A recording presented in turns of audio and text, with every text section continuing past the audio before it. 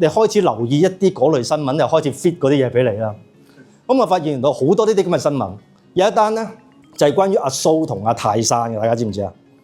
知唔知啊？知係嘛？啊，係啦，即係兩個都生 cancer， 咁唔知邊個搞到邊個生 cancer 啦咁樣。咁又話咧，即係阿蘇係我哋個年代10幾20年前一個好好嘅 DJ 嚟嘅。咁啊商台就好興嗰啲上把下把咁樣嘅。咁啊泰山就佢下把嚟嘅，咁多年都係佢下把噶啦。咁啊成日窒佢咁樣咯。咁我哋覺得冇乜嘢嘅人都聽明咯，咁咪先咁咪先。咁但係原來咧，阿泰山就話：你知唔知啊？嗰陣時跟咗阿蘇8年啊，我俾佢職場欺凌啊，都唔知係咪咁樣搞到我生 cancer 咁樣啦。係嘛？佢差唔多咁樣啦，係咪啊？冇係嘛？陣間俾條片你睇，我話俾你聽。好啦，跟住仲有第二單，賭 Sir 同林雪就話佢參加咗一個電影分享會啦，咩嗰啲 PTU 4K 修復版咁樣啦，就一齊影相。咁就影相嘅時候咧，阿林雪就做過咁嘅手勢，大家知咩手勢啊？嗰啲資本主義嘅角度，深深走勢。你睇啲咩 documentary 啦？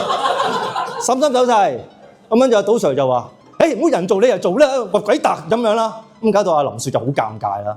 咁樣咧，一邊你估係撐邊個啊？係咪撐林雪？唔係喎，撐賭 Sir 喎。OK， 咁你都唔知啊，真係好難捉摸嘅。我問。跟住仲有一單咧，就係我喺 Fed 度見到嘅。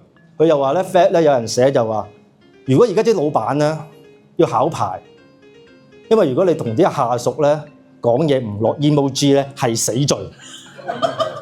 咁大鑊？咁我諗，喂，谷定直啊，撐邊個啊？撐佢啱喎！哇！我心諗咁撈教嘅，咁跟住我就消化咗啦。